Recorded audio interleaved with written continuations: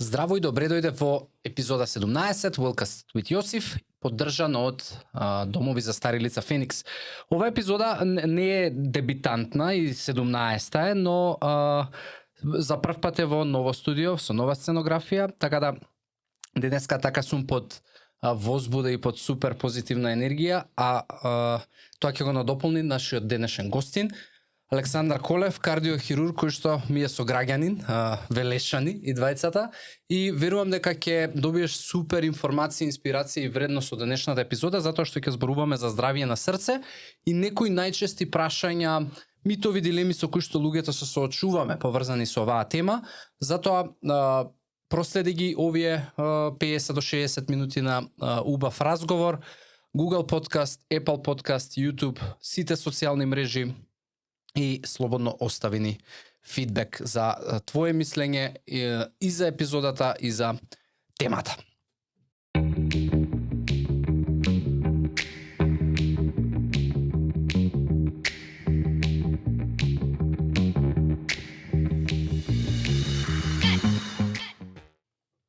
Александар, фала ти што ја прифати поканата и еве добре дојде топло во 17 епизода, али прв пат у нова сценографија и студио. Се заблагодарувам и јас на вашата покана, ми е голема чест и задоволство што сум дел.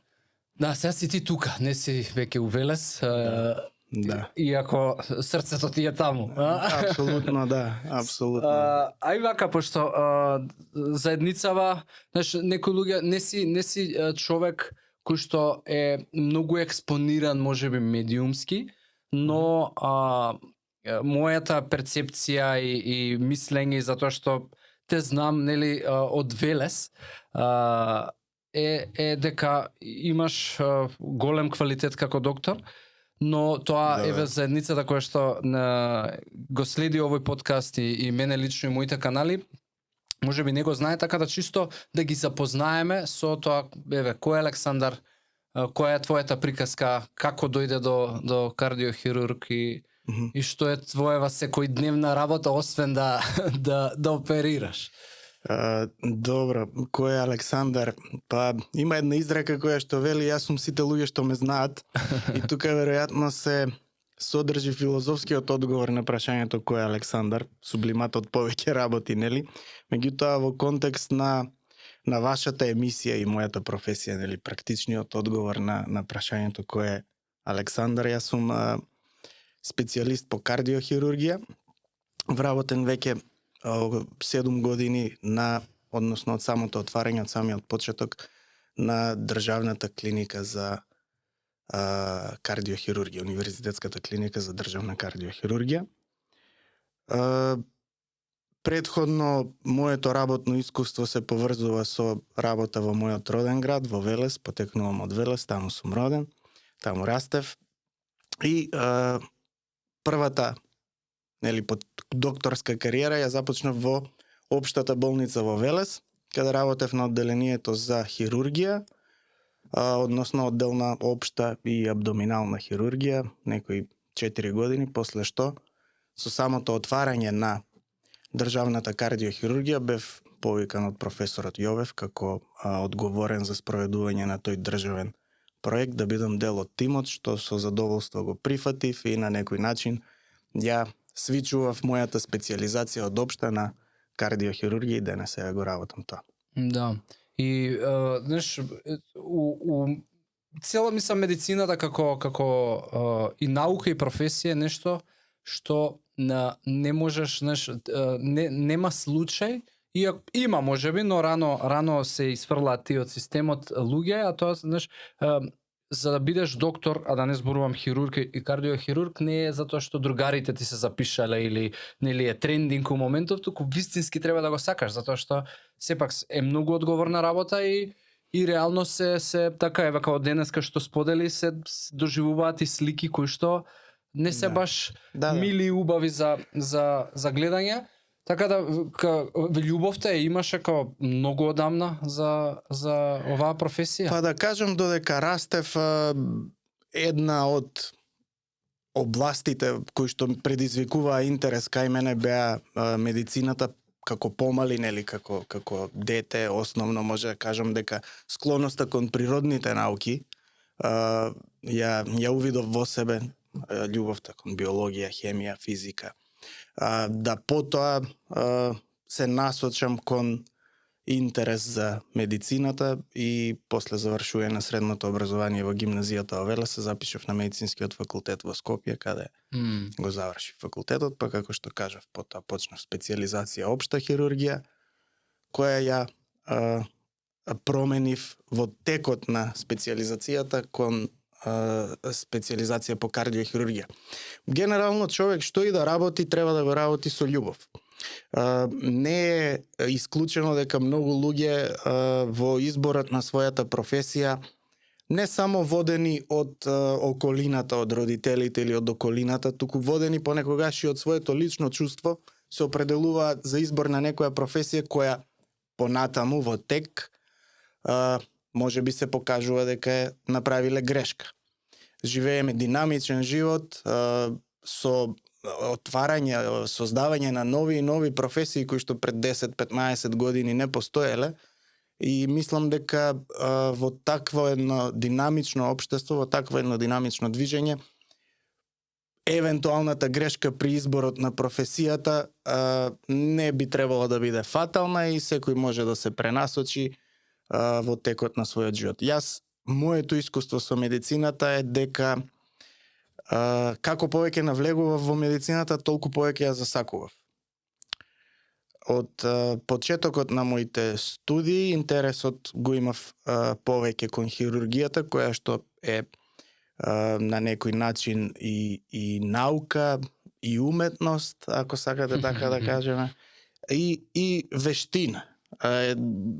Грубо кажано занает, вештина, мануелна вештина, и во тие карактеристики на хирургијата како специјализација некако најдов интерес. И твојава секојдневие генерално работа на отворено срце. Ако така, тоа е секојдневието.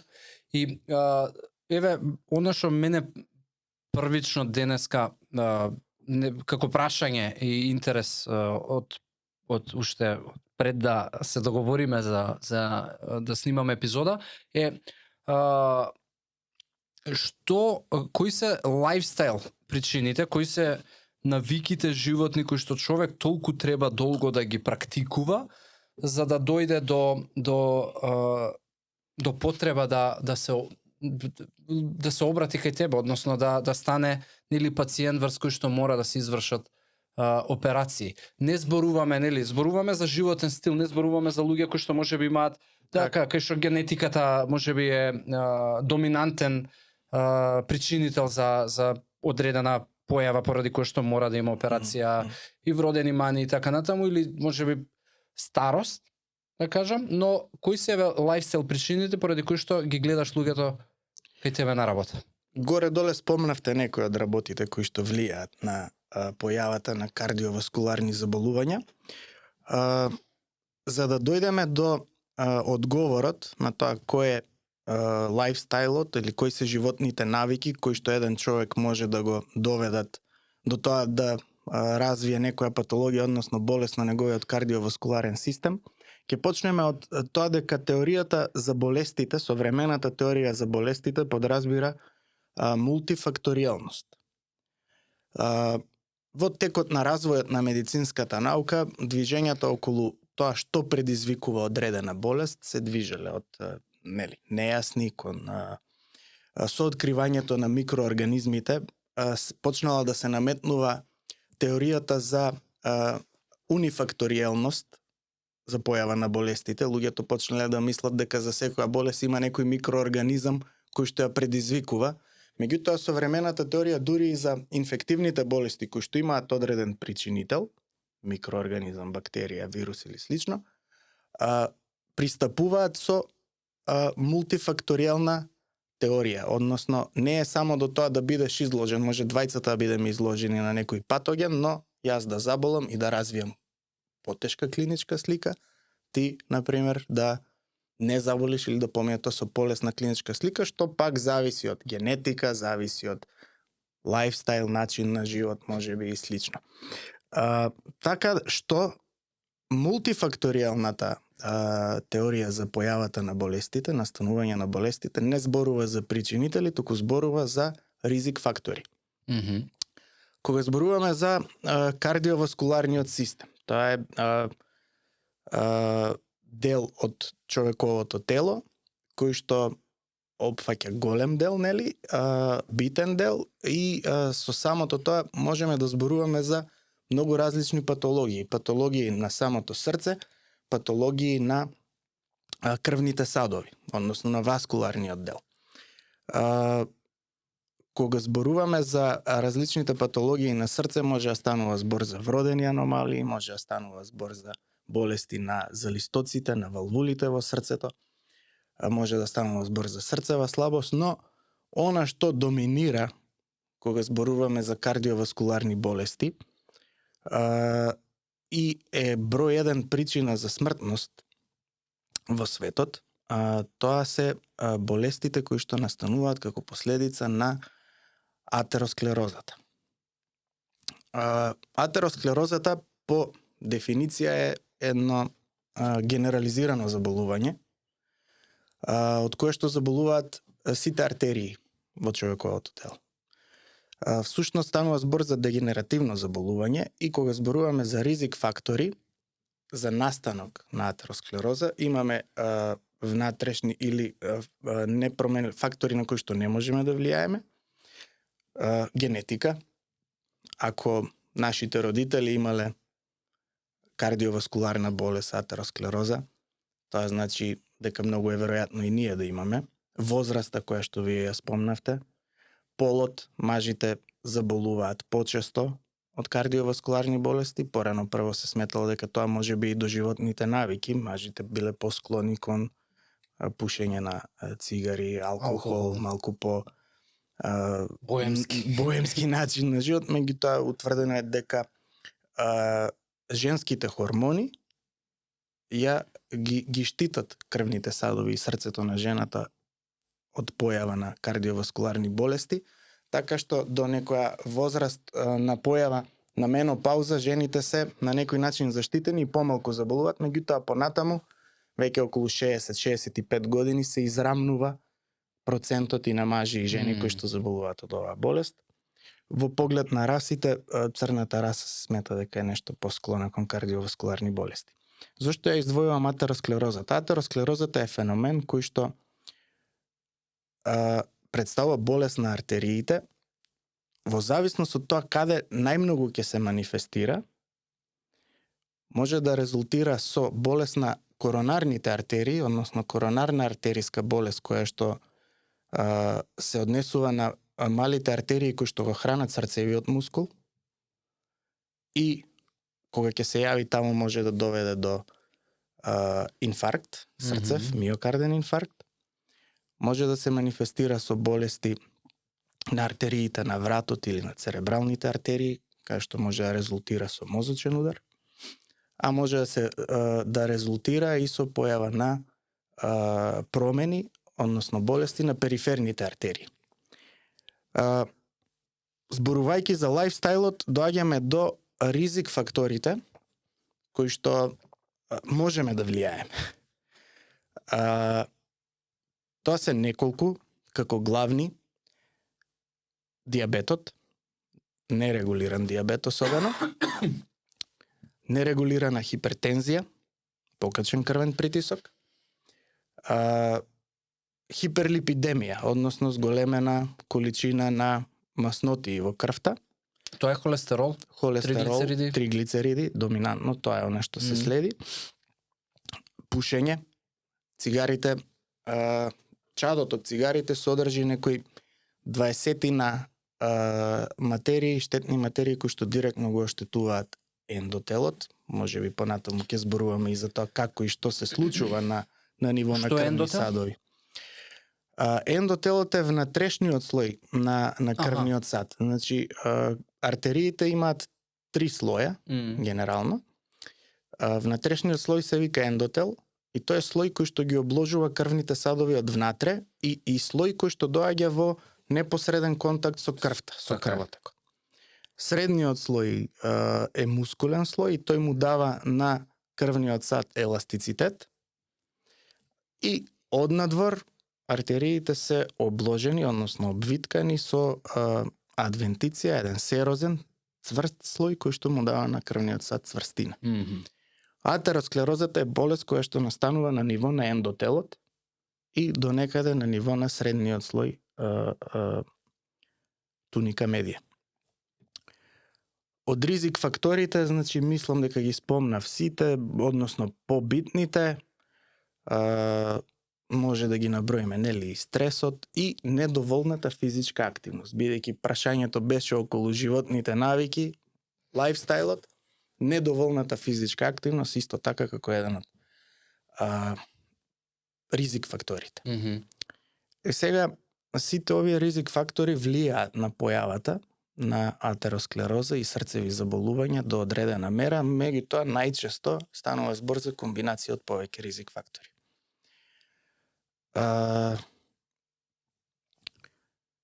Што се случува? На кое ниво настанува болеста? Како што кажав, настанува на ниво на ендотелот, каде што различните ризик фактори доведуваат до различни промени кои што резултираат со една иста последица, односно стеснување на луменот, односно на широчината на протокот на крвниот сад.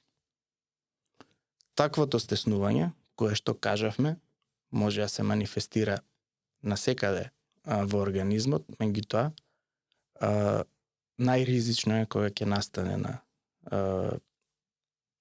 коронарните артерии, артериите кои што хранат срцевиот мускул, кога ќе настане на церебралните, мозочните артерии или на артериите на вратот, кои што ја носат крвта кон главата и мозокот, и периферијата на човековото тело. Како? Сега, докторе, ова, да речеме, не е, мислам, ништо од ова не се случува преку ноќ, нели, дека ја вчера испушив цигара или се напив алкохол или било што, или не вежбав и се случува преку ноќ, се акумулираат навики и најверојатно, не знам, просекот можеби е веќе после 55-та, 60-та година, кај што акумулирајќи одредени, нели, животни навики, практикувајќи животен стил, плюс генетика, средина во која што живееме, стрес и така натаму, се создава голем потенцијал да се случи атеросклерозава како најчеста можеби појава и причина за нарушување на здравје. И се еднаш мене што ме интересира, симптоми никој не може да осети дека така има атеросклероза, можеби дека има холестерол, крвен притисок, осеќа најверојатно. Триглицериди исто можеби нема да ги осети. Има ли некој начин, например, да човек без да, дали постои можност без да направи крвна слика и ЕКГ, кои што, нели, ќе дадат првични сигнали дека нешто не е во ред или е во ред, дали постои некои сигнали кои што човек може да се ги препознае, да се ги слуша и да е сигурен дека има здраво кардиоваскуларно здрав кардиоваскуларен систем? Клиничката слика генерално се развива бавно, акумулирано со текот на годините. Атеросклерозата во суштина е еден природен процес на старење на артериите. Овие ризик фактори само го нагласуваат и го убрзуваат. Некои си серии на аутопсии кои што се правени покажале дека има атеросклеротични промени веќе и на возраст од 20 години па и помалку. Значи, генерално негде 20-та година е некој период во животот кога веќе почнуваат да стареат артериите и почнуваат да се случуваат овие промени. Развојот е бавен. Генерално добар дел од пациентите долго време не чувствуваат ништо. Меѓутоа, кога веќе ќе биде во поманифестна фаза, она што може да го забележи човек кај себе, тоа е прво замор, замор кој што се случува, се јавува со постепена прогресија, првично да кажеме замор кој што се јавува при некој физички поинтензивен напор, а предходно не се јавувал, за да тоа прогредира до состојба на замор кој што се јавува и при вообичаени дневни активности. Неможност да се движат по горниште, неможност да се движат понатаму со прогресија и порамно. Отежнато дишење, како еден вид глад на воздух во комбинација со тој замор, при помала или поголема физичка активност. Болка, градна болка, која или ангина, која што може да биде стабилна и нестабилна, односно да се јавува при одреден интензитет на напор или да се јавува при мирување. И тоа се симптоми кои што треба секој човек да го загрижат да направи испитување. Во контекст на испитувањата кои што ги спомнавте, дали без лабораторија и ЕКГ човек може да биде сигурен, всушност можеби одговорот е во другата насока, дека за поставување на дефинитивна и најпрецизна диагноза лабораторијата и ЕКГ-то може и да не ни е доволно. Односно човек може да има во моментот и добра лабораторија, да има добро ЕКГ, а сепак овие симптоми да ги пријавува како состојба која што се јавува на нас. Затоа протоколот на понатамошно испитување би подразбирал евентуално ехокардиографија, односно ултразвучен ехо преглед на срце, на кој што преглед на срце може да се увиди состојбата на срцето во смисла на неговите шуплини, димензии, функцијата на залистоците, валвулите кои што постојат во срцето, а можат исто така да бидат причина за некои од овие симптоми, односно болест на аортната, митралната, трикуспидната валвула, болест на самата аорта, известно проширување на аортата може да се види на ехокардиографија, и да се процени контрактилноста, односно пумпната снага на срцето, движењето на срцевиот мускул. Пациентите кои што имаат болест на коронарните артерии, на ехокардиографија може да се прикаже намалена кинетика, односно подвижност на одредени делови од срцевиот мускул во зоната на васкуларизација на артеријата која што е стеснета. И тоа дополнително би требало да не насочи кон понатамошни испитувања, што би се рекло можеби коронарен стрес тест, изложување на пациентот на постепено оптеретување со поголем интензитет. На спортска медицина што го прават. Да, и следење на притисок на ЕКГ. И доколку тој коронарен стрес тест се оцени како позитивен, тогаш пациентот може да биде индициран за коронарографија, која што е пак дефинитивната процедура за диагностицирање на коронарна артериска болест, односно стеснување на артериите на срцето. Коронарографијата, за разлика од претходниве, подразбира малку по инвазивна метода на диагностика, подразбира пристап кој што најчесто е преку артерија на раката, во кој со катетар се доаѓа до коренот на аортата, се вбризгува контраст, тој контраст влегува во коронарните артерии, артериите кои што го хранат срцевиот мускул, и тоа на рентген апарат се визуализира и се гледа луменот, односно диаметарот на самите артерии и присуството на евентуални стеснувања. Дотука коронарографијата е диагностичка метода, доколку се визуализира стеснување, може да биде интервентна метода, и доколку наодот е таков и дозволува да се пласира стент, со што би се подобрила циркулацијата. Доколку наодот е посериозен и не дозволува, тогаш единствена процедура понатаму, единствен начин на лекување е кардиохирургијата, односно байпас операција на отворено срце, премостување на делот кој што е запушен или стеснет. Значи, сакаш да ми кажеш дека човек можеби треба, не треба да чека симптоми, напротив инвестирање во не пушење, инвестирање Па во добра да. храна, инвестирање во физичка активност, тие се Прво, промена на животните навики во смисла на еден здрав начин на живот. Јас ги советувам сите кои што ќе гледаат нашава емисија, доколку се пушачи, да престанат подитно со пушење цигари. Заради тоа што тоа е во топ 3, првите 3 изразени ризик фактори за појава на кардиоваскуларни предокажани. болести. Да.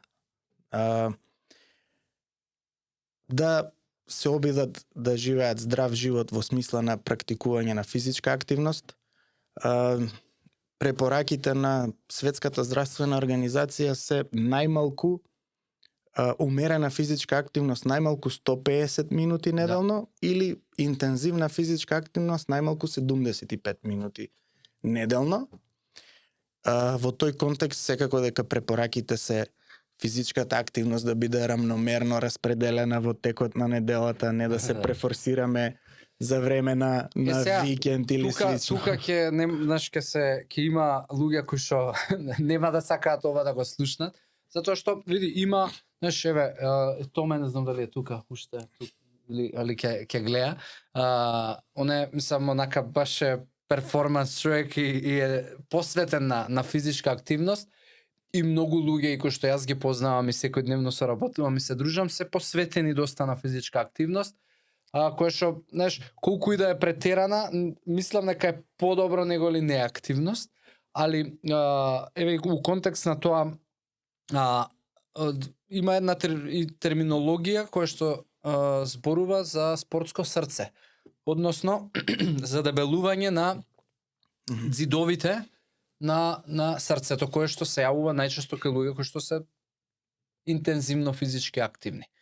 Дали тоа може да биде проблем во одреден период од животот и дали е некаков ризик фактор или е напротив нешто што е многу добре дојдено за кардиоваскуларно здравје? Атлетско срце или спортско срце е една состојба која што се смета за позитивна, односно за здрава состојба. Што се случува и што значи атлетско срце? Луѓето кои што практикуваат физичка активност со различен интензитет, во текот на таа физичка активност нивното тело бара повеќе енергија, троши повеќе енергија. Нивните мускули во моментот на таа физичка активност се најголеми потрошувачи на енергија. За да тоа биде така, потребно е тие мускули да бидат васкуларизирани, односно снабдени со крв во текот на таа физичка активност во поголема мера. Организмот нормално има механизми, компензаторни механизми, со кои што одговара на физичкиот напор, за да им овозможи на мускулите доволно крв, доволно хранливи материи за да ја ослободат, односно создадат таа енергија. Кои се тие механизми на компензација? Првично, тоа што се случува кај сите е забрзување на срцевиот пулс. Ние имаме сите рестинг пулс, нели, срцев ритам во мирување, и имаме одреден капацитет на достигнување на максимален. Да, имаше некоја формула, нели, Да. за според годините. Кај секого е различен тој капацитет на максимална срцева фреквенца. Но срцето може да ја постигне таа фреквенца и ефективно да пумпа до одредена мера. На тој начин доведува повеќе крв до целните органи, до мускулите во конкретниот случај кога зборуваме за физичка активност. За да овозможи дополнителна, понатамошна ефективна васкуларизација, снабдување со крв кај луѓето кои што практикуваат физички активности, срцето преминува кон еден процес на ремоделирање, каде што доаѓа до задебелување на срцевиот мускул, кога пумпа повеќе, срцето е мускул, како што мускулите во телото, Ако ги скелетните оптеретиш со мускули тежина како со ќе тежина, нели, ги стимулираме ги во теретана, одиме, вежбаме ги. Нели, така и срцето има капацитет да задебели срцевиот мускул, на некој начин да хипертрофира. Но кај атлетското срце таа хипертрофија, тоа задебелување е негде до околу 15 милиметри.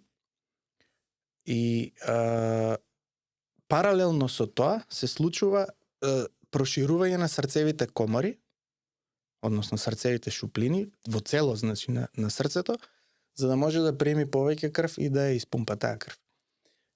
Во фазата на срцевиот циклус, кој што се состои од систола, диастола, односно пумпање, релаксирање, примање на крв во комората, па испумпување на таа крв, нема никакво нарушување при атлетско срце.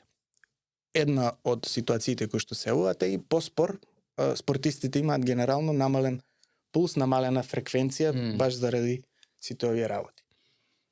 Но има една состојба која што е патолошка, која што може да наликува со атлетското срце и е најчеста причина, негде околу половина од младите спортисти кои што постојано слушаме дека има такви случаи на ненадејна срцева смрт кај професионални спортисти, кај физички активни, меѓутоа тоа не е поради појава на атлетско срце, туку е поради појава на една друга состојба која што е хипертрофична кардиомиопатија, односно задебелување. Тоа е диференцијално диагностички кардиолозите би требало да разликуваат, меѓутоа често не е така лесно да се разграничи дали станува збор за срцева слабост со хипертрофија на срцевиот мускул, односно срцево страдање со хипертрофија или едно нормално атлетско срце. Кај хипертрофијата задебелувањето е асиметрично и шуплините во срцето, во срце има засегнување, значи се намалуваат шуплините, не се шири срцето во. Сега ехокардиографски со еходиагностика тоа може да се разликува. И тоа би им препорачал на спортисти луѓе кои што се сериозно активни да го прават. Па секако на спортистите кои што се интензивно активни им се препорачува, нели, следење, редовни прегледи, испитувања. Тоа не можеш да го направиш на спортска медицина со стрес тест и со ЕКГ. Тоа е една од работите кои што треба да ги прават, меѓутоа и ехокардиографија повремено да се проверува срцевиот мускул и во контекст на оваа диференцијална диагноза често и ехото не ни дава доволни информации, па некогаш може да се прави и дополнителни оние радиодиагностички, магнетна резонанца, најчесто и слично, која по-прецизно ни ги представува, ни ги доловува тие промени на самиот срцев мускул. Јасно, али тоа се знаеш да не звучи дека па секој еден што вежба да се сомнева во такво нешто. Тоа не е така честа појава. Да не ги плашиме, нели сега гледачи, не е тоа така честа појава. Има да речеме некој можеби што ќе допре до оваа информација и е спортист, има ли начин како да се посомнева да го провери тоа или едноставно се редовни прегледи, редовно следење. Начинот на кој што би се посомневале кога веќе ќе дојде до израз нагло губење на перформансите кои што тие како спортисти претходно ги остваруваат. Ако дојде до намалување на гледаш нетипично немање на спортските перформанси, тогаш треба да провери. Да. Еве, може би појава на некој од овие симптоми кои што ја кажав, потешко дишење и слично. Меѓутоа намалувањето на спортските перформанси кај луѓе кои што професионално се занимаваат со тоа, треба да биде некој знак малку по предострежност да се има и да се направи едно посериозно испитување.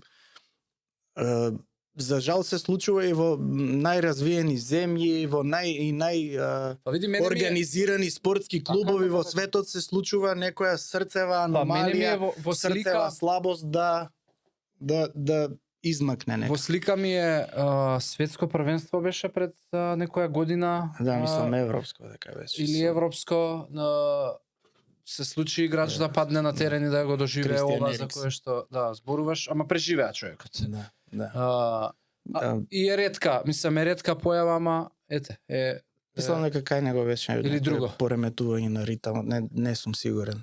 окей. Не, и ја мислам Денес пак Ја игра уште фудбал. помалку сум сигурен. Професионално игра фудбал истиот. Да. значи срцето е префлексибилен и вакво орган. Па срцето е навистина јак орган. Значи кога ќе земете каква работа сработува У ден, срцето у во еден ден. еден ден, значи тоа се некои си Цистерна. да. Цистерна прво да пројде низ цело срце. Ајде, спомнавме физичка активност, малку да одиме на храна. Суплементација е денес доста популарно нешто. Многу прво самите компании кои што ги произведуваат суплементите ги наметнуваат како потреба. Постојат нели здравствени тврдења, нели ова придонесува за ова придонесува за тоа и така натаму. Особено со пандемијата се случи тотална хистерија со суплементи, користење, луѓе се преоптоваруваа и уште е попопуларно кај луѓето кои што сакаат да си ги перат гревовите, знаеш, зема витамин С, Б комплекс, магнезиум и цинк за после да можам да се товарам. И да се чувствувам така дека ете барем нешто добро сум си направил. Кој е твојот став за суплементи?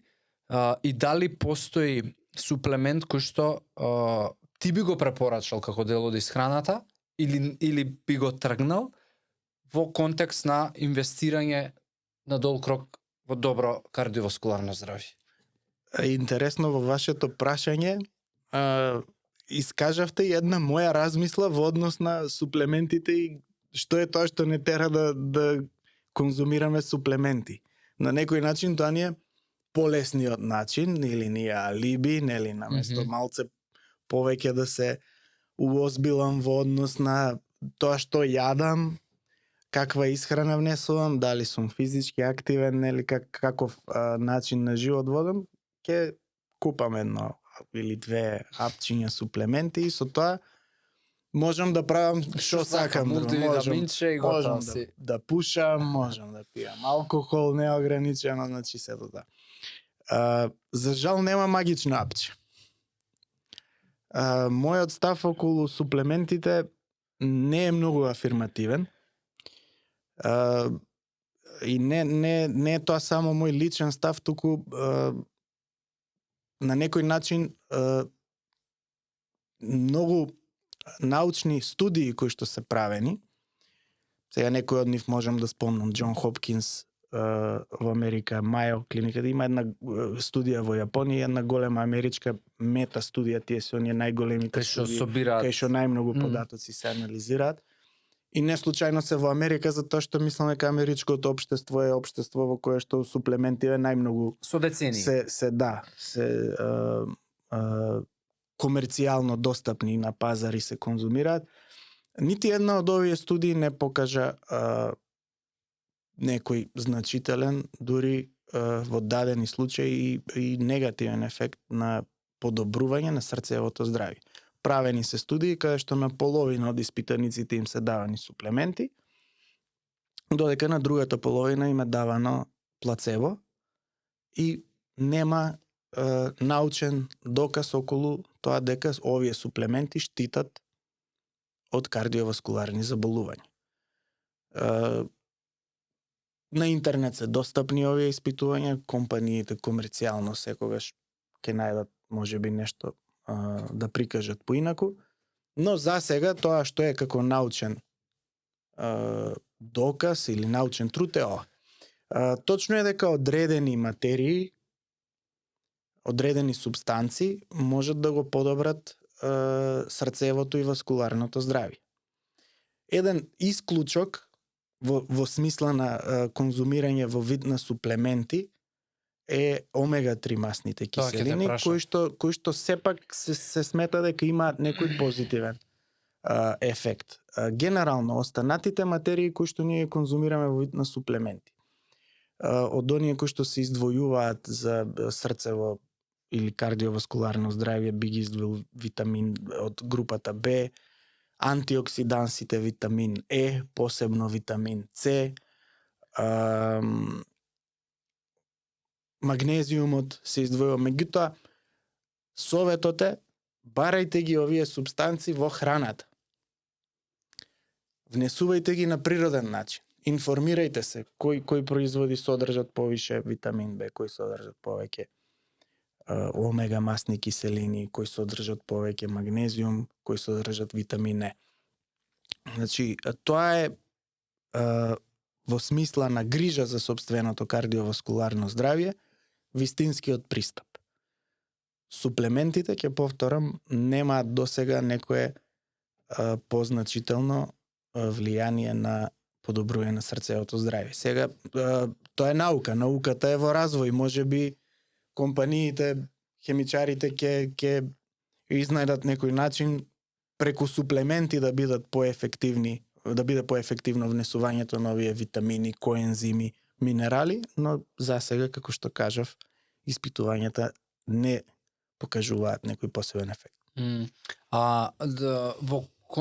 Вакво, дали, еве омега-3 ја спомна, ти ја имаш ти како секојдневие во исхраната? Лично или од време на време или Па да речам дека се трудам малку повеќе морска храна да конзумирам, а малку повеќе, можеби малку повеќе од нашите стандарди. Јас секој зборувам дека е малку чудно колку блиску имаме море, а во нашата традиционална кујна прасе. Морската храна речи си да ја нема. Да. Гледам дека некако младите го менуваат својот животен стил, и подостапна е. Значи, ние сме толку близко што за брзо време можеме да имаме достапна свежа морска храна. Така што треба да се трудиме да ја конзумираме повеќе, затоа што во смисла на кардиоваскуларните заболувања покажано е дека нациите, државите каде што повеќе се конзумира морска храна имаат најдобро кардиоваскуларно здравје, имаат подолг животен век, и веројатно тоа и индиректно нели се поврзува со омега-3 масните киселини кои што ги има во морската храна. Холестерол, триглицериди се два ризик фактори кои што дури денеска се толку, знаеш, мене ме фрапира некогаш реакцијата и ноншалантното прифаќање на покачени триглицериди и холестерол кај општеството, затоа што е многу честа појава, веќе после 30-40 година дури, што е исто многу фасцинантно и жално, но најверојатно дека често се појавува и затоа многу луѓе ноншалантно и ги као, добро, има малку покачени или на граница ми се, па се тешаат и така натаму, и нели постои терапија која што ќе го регулира тоа. Дали вакво холестерол и триглицериди, прво што е разликата и како тие подоцна придонесуваат за проблематично кардиоваскуларно здравје, затоа што повторно не ги осеќаш не ги осеќаш ти како немаш симптом дека нели ме боли тука па имам покачен холестерол. Најверојатно нели мора да ја направиш крвната слика, али која е тивкиот ризик кој што го причинуваат овие две? Еве ќе почнам од тоа што пресметале научниците во светот. Ние немаме таква некоја наука за да ги правиме тие анализи, меѓутоа она што научниците во светот ќе дојдат до заклучок сега барем со интернет, со сите начини на комуникација ни е лесно достапно. 1% зголемување на нивото на холестерол, го зголемува ризикот од кардиоваскуларна болест за 2%. Вака кога ќе кажеме може делува малку. Максималните граници на холестеролот на лабораториски вредности, максималните дозволени се 5,5. Да. Ако земеме да пресметаме 10% намалување, тоа е од 5,5 да го намалиме нивото на холестерол само на 4,95. Така е. Така. Тоа значи 20% помал ризик од кардиоваскуларно. А ние кој ќе го видиме резултатот 4,95 и 5,5, а тука негде. Е ништо. 5,5 е максимум, ја имам 7, не е многу. Да, 1,5 е само. Да. Не е. Малку сум над граница. Малку. Шо, јас знам, еден има 8-9, па ете, шо. Да. Игра фудбал, игра. Значи, Каубојски муавет. на вистина, тоа што го зборувавме на почетокот, штетниот ефект ќе не стаса. А што е Значи, кардиоваскуларна болест? Што поточно мислиш кога зборуваш кардиоваскуларна болест?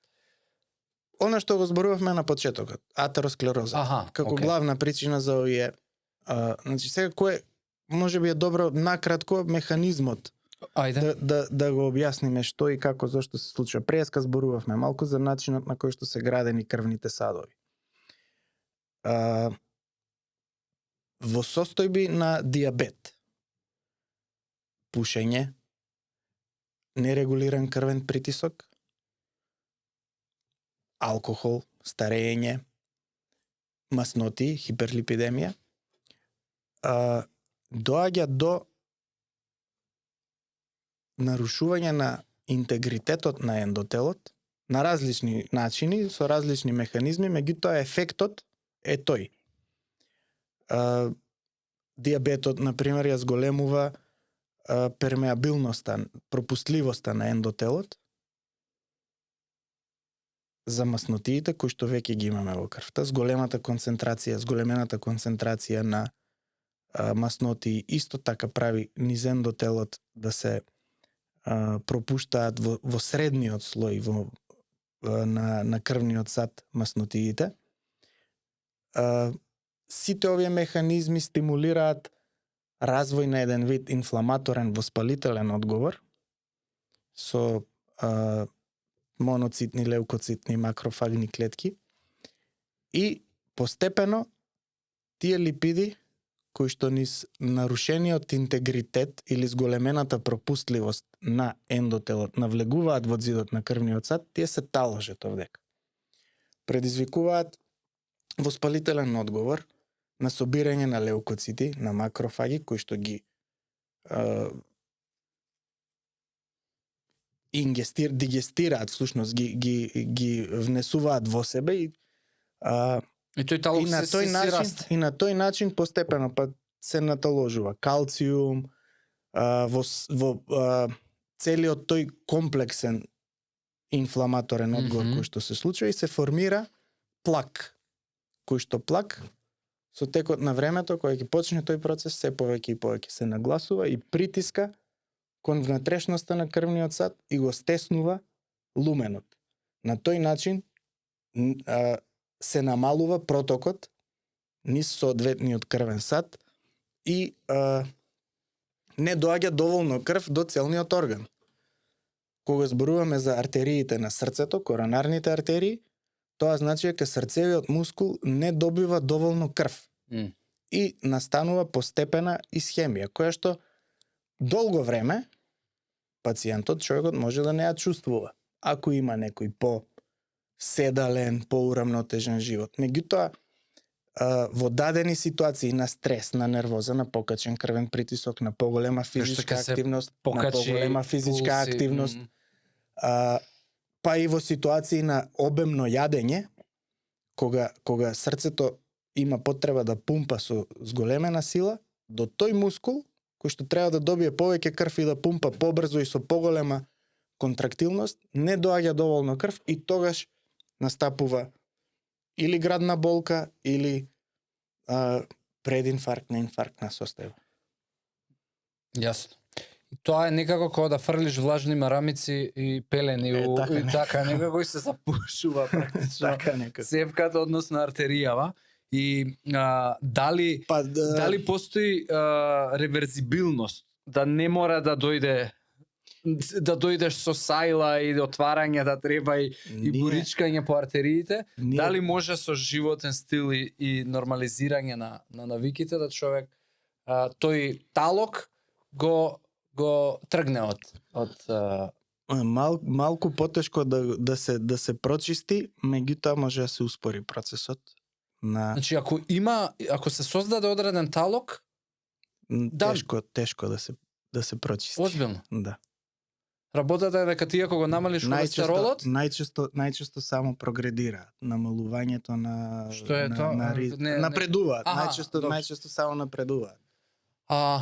Тоа значи дека јас така ми е покачен холестеролот одреден период, не сум свесен, правам крвна слика, гледам, се викам оке, ова не може вака веќе, и го враќам холестеролот у нормални граници, но ако веќе се создале одредени талози по крвните садови, тие ќе бидат таму.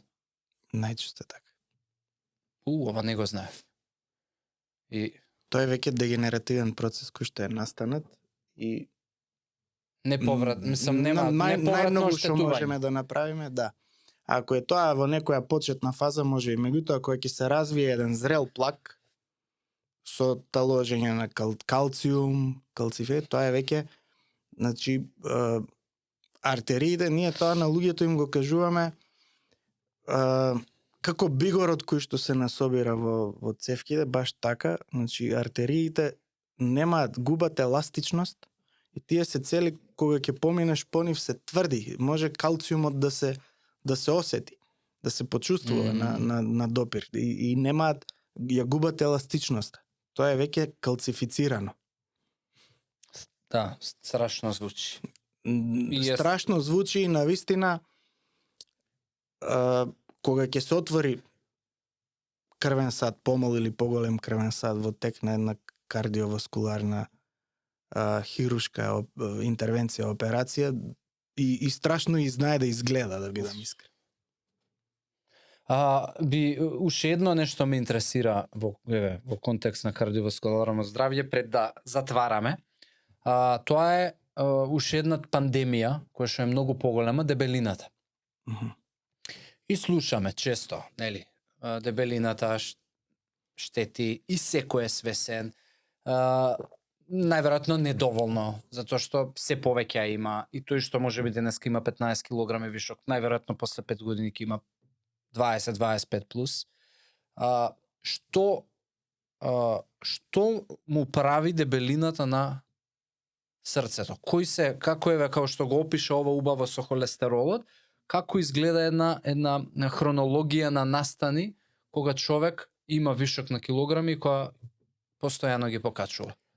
Што се случува? Ајде ќе почнеме од тоа дека дебелината е навистина еден сериозен проблем во кој што испуштив веројатно посебно да го издвојам како ризик фактор на почетокот. Да, затоа само за него имаме. Да, меѓутоа е издвоен ризик фактор за појава на кардиоваскуларни заболувања и особено е ризик фактор дебелината пак и за појава на дијабет, хипертензија и во целиот тој еден комплекс на здружени ризик фактори дополнително поголема причина за загриженост за кардиоваскуларното здравје кога имаме дебелина. Што се случува?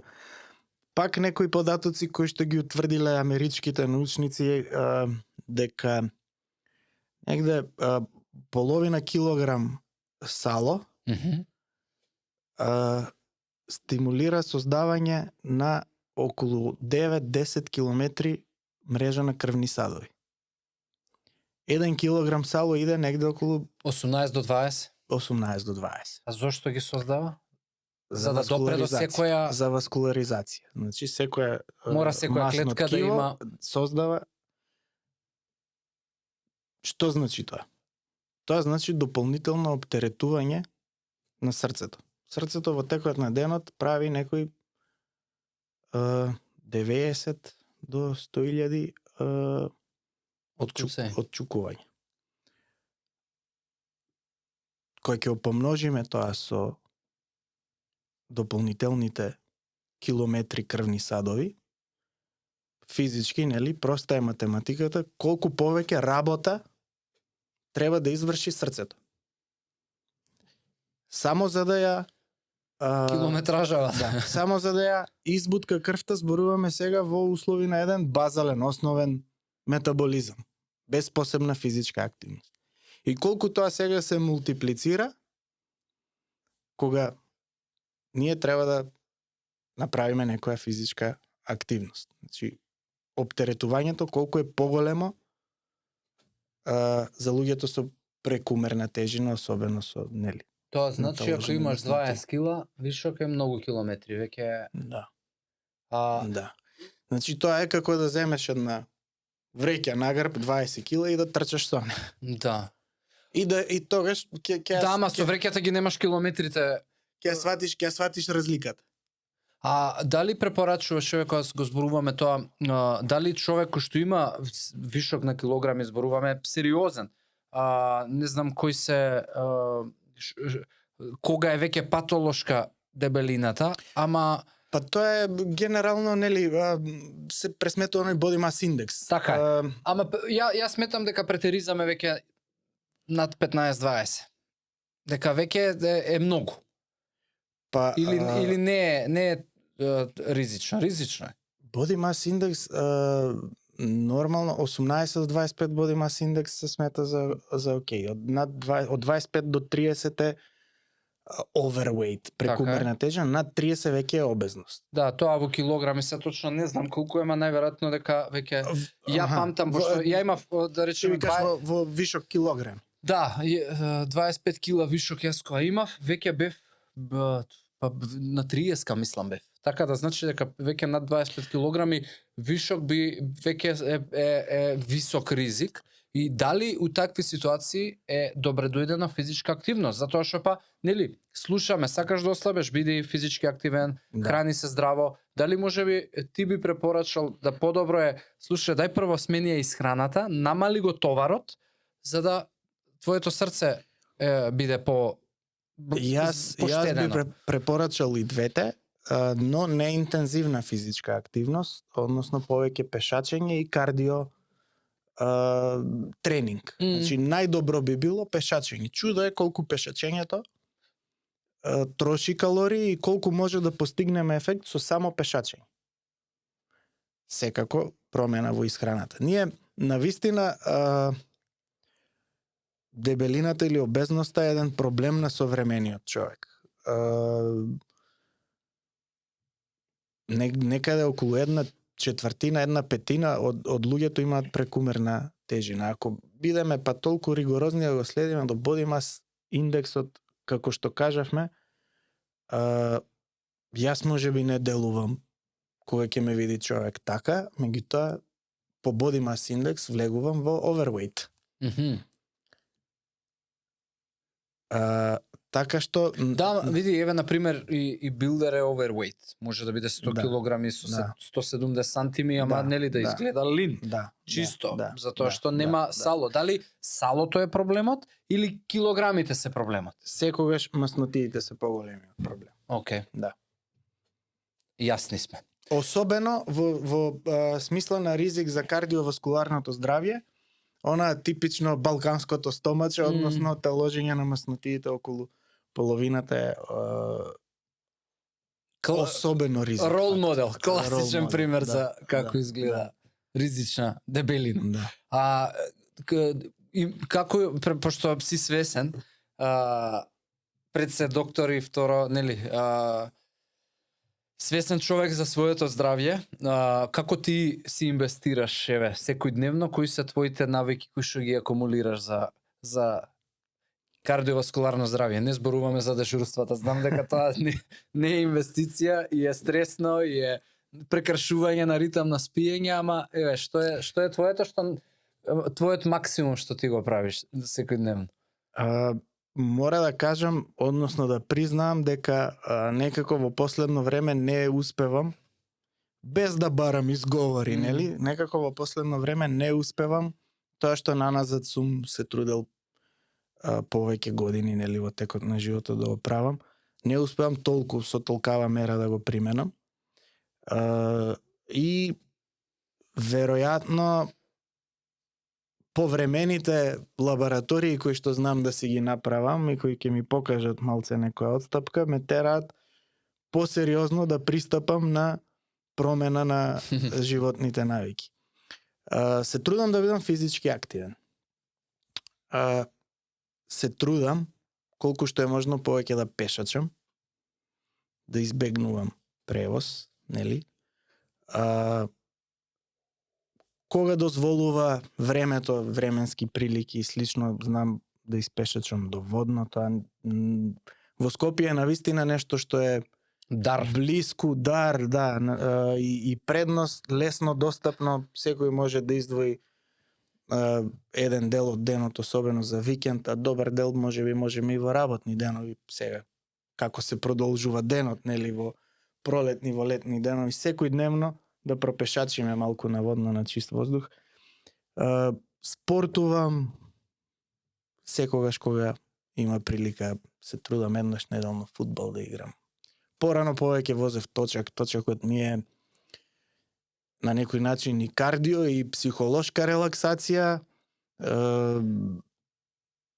Преферирам И социализација, пошто веројатно со друштво. Па повеќе сакам да возам во помало друштво и сам, за да ми биде на некој начин баш така зен возење. Медитација. Да, и преферирам тоа да го правам негде во природа. За жал скопските можности ги немам запознаено се уште за возење, иако слушам дека има многу, додека живее во Велес. То ми е веќе. Многу почесто го правев тоа. Супер. Докторе, фала, еве, на мене ми летна еден саат. И мене, и не само што ми летна, туку и јас имав минимум 2 што се сеќавам аха моменти за кои што не бев свесен. И јас си научив нешто и верувам дека ќе има луѓе кои што ќе ги инспирираме да променат нешто и ќе ги освестиме да превземат вистинска одлука, акција за да инвестираат во долгорочно здравје, пошто нема реверзибилност во одредени процеси. Баш ја тоа денеска ја не го знаев ова, конкретно со холестеролот, баш ми беше освестување да не дозволам да се приближи на 5, не на 5,5.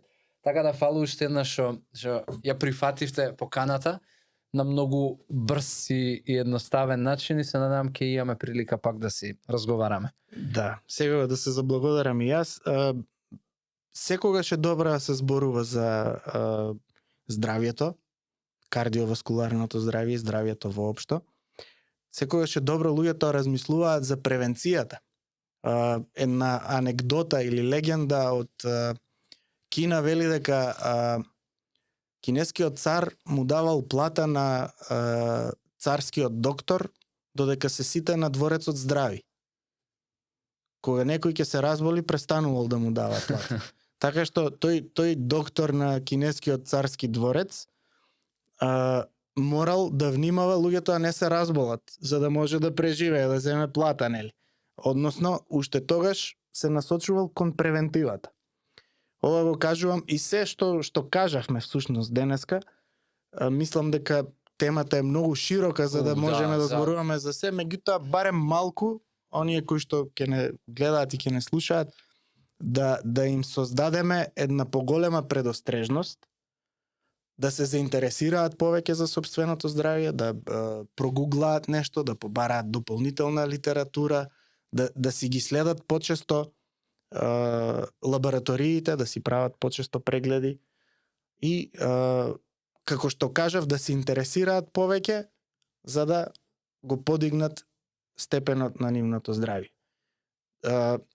Не го зборуваме ова како потреба од кардиоваскуларно здравје, само за превенирање на некои фатални последици, Така е. туку и заради подобрување на квалитетот на живот. Мало намалување на маснотиите, како што кажавме, процентите, намалување на телесната тежина, мислам дека на сите ќе им направи подобро да се чувствуваат и животот да им биде едноставно по пријатен. Така е, апсолутно. Квалитет на живот е ултимативна Да. ултимативна цел. Супер, докторе, фала уште еднаш и се гледаме у следна прилика. Со задоволство. Благодарам јас.